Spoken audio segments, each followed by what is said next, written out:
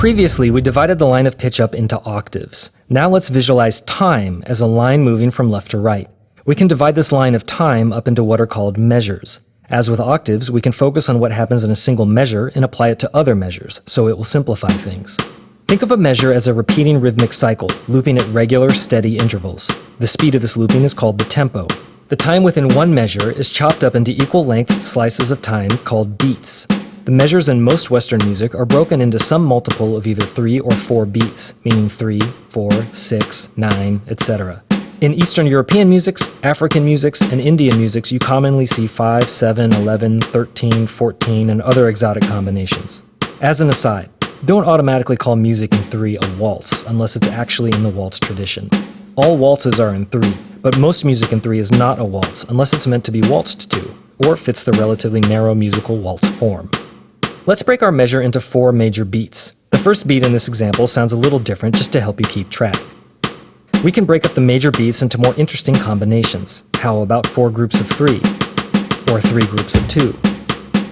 These breakdowns essentially provide a framework of moments in time when we can play a note or chord or rhythmic sound.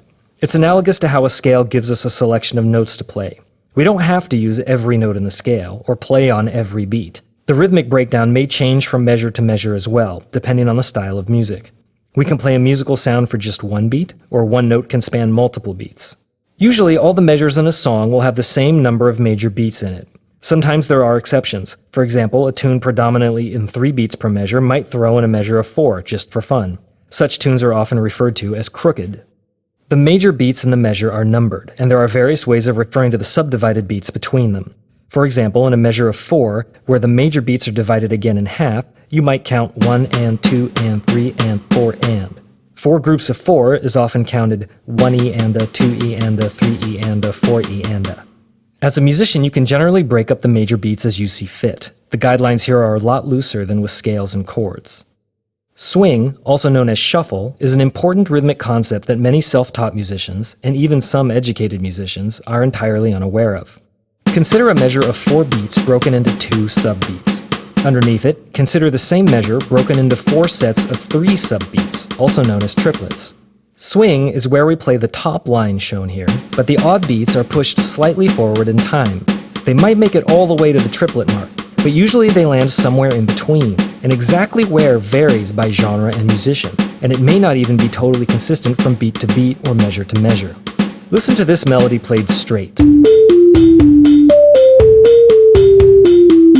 Now we shift the middle beats over towards the triplet mark and listen again.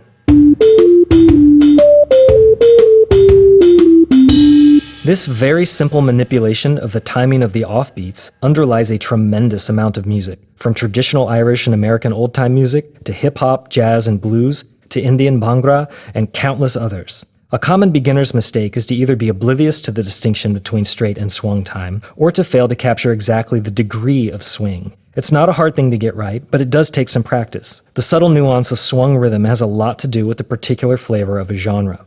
Besides swinging, percussionists frequently pull all kinds of little tricks to play with our sense of time, pushing or pulling the beats around in interesting ways, changing the tempo here and there, and so forth. When you approach a new piece of music, take a moment to determine the number of major beats in the measures, and pay special attention to whether it is swung or straight. Once you know the rhythmic cycle of the piece, the smaller details within the measure will be easier to figure out. I hope this video was useful to you. These videos do take weeks to produce, so if you have like 50 cents or $1 or $1,000 or $1,000,000, there's a link down there in the hoop-de-hoop for donations. Thanks.